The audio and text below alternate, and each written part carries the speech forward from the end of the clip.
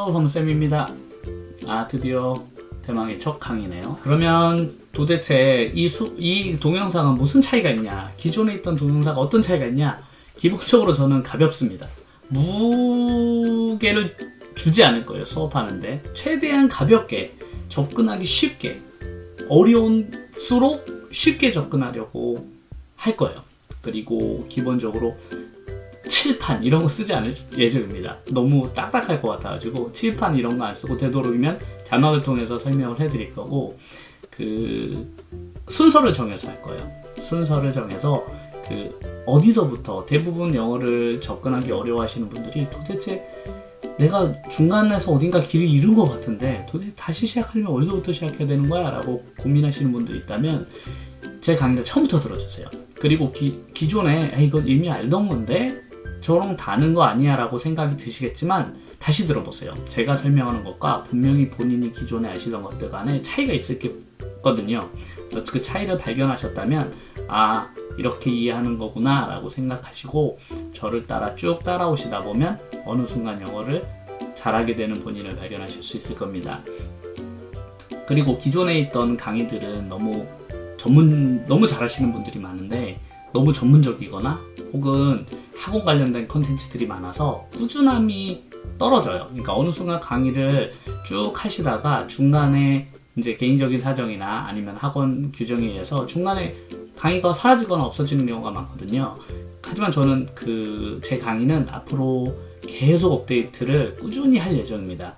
그리고 순서를 정해서 어디서부터 시작해야 되는지 잘 모르시는 분들을 위해서 제가 정해진 순서대로 쭉 강의를 따라오시다 보면 어느 순간 본인이 되게 탄탄한 영어 실력을 갖추게 됐다는 걸 느낄 수 있도록 제가 최대한 노력을 할 테니까 저와 함께 다시 길을 잃었던 영어를 되살려 보시죠.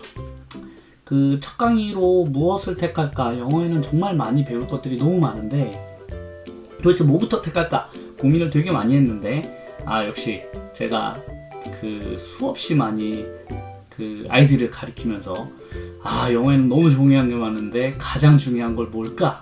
그리고 우리가 가장 잘못 이해하고 있는 건 뭘까를 제가 늘 고민하다가 결정한 게 바로 이 점입니다. 바로 동사의 종류입니다. 혹시 동사의 종류가 두 가지라는 건 알고 계셨나요? 아시는 분도 있고 모르시는 분들도 있을 텐데 동사에는 사실 종류가 두 가지가 있습니다. 우리나라 말에서는 크게 그 두 가지를 구분하지 않기 때문에 우리나라 사람이 영어를 배울 때 정말 많은 실수를 하는 부분이기도 해요. 그래서 우리가 이거를 초등학교 때 배우는 개념이지만 솔직히 성인이 돼서까지 엄청나게 많이 틀리는 걸 저는 봤습니다. 유학을 갔을 때도 영어에서 우리가 말을 할 때 정말로 많이 틀려요. 하지만 이 두 종류의 문법을 구분해내지 못하면 치명적인 실수를 저지르게 됩니다. 그럼 바로 그 두 종류의 동사가 뭐냐? 하나는 비동사, 그리고 나머지 하나는 일반 동사라는 것입니다.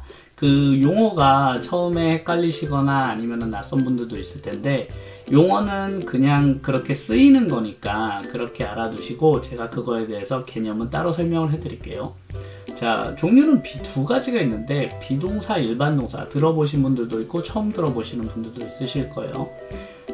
특히 일반 동사는 동사라는 말, 혹시 동사라는 말의 뜻을 아시나요?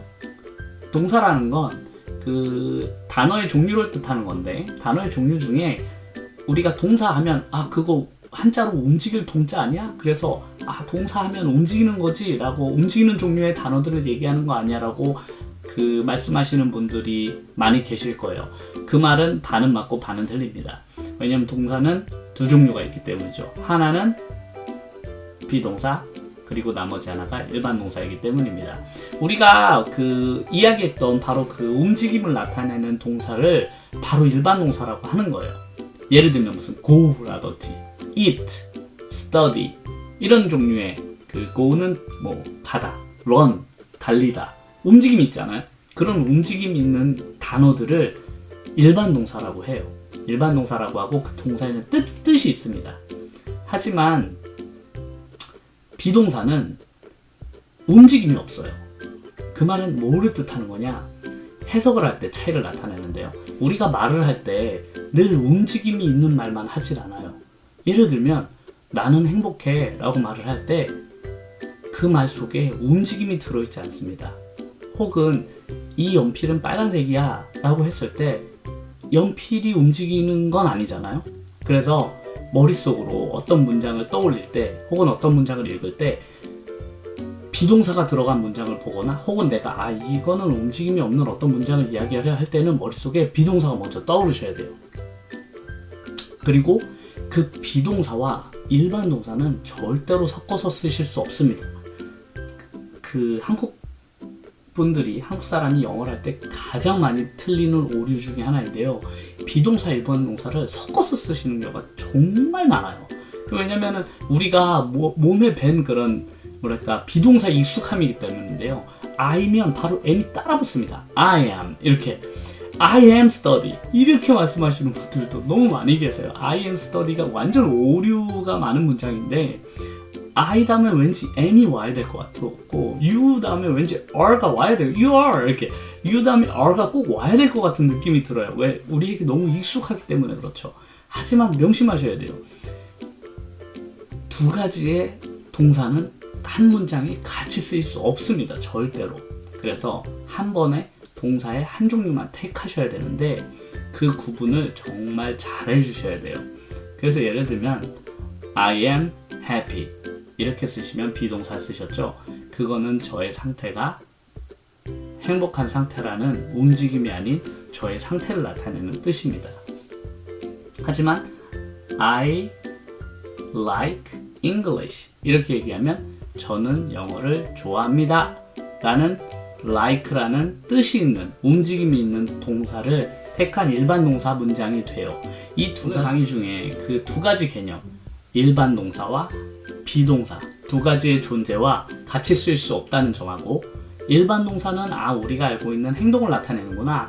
비동사는 어떤 사람의 상태, 어떤 물건의 상태를 움직임이 없는 상태를 설명할 때 쓰이는구나 정도만 아셔도 정말 앞으로 영어를 배울 때 큰 도움이 되실 거예요. 꼭 명심하시고 다음 강의에 제가 일반 동사와 비동사를 어떻게 활용하는지에 대해서 설명해 드리겠습니다. 다음 강의에서 뵙겠습니다.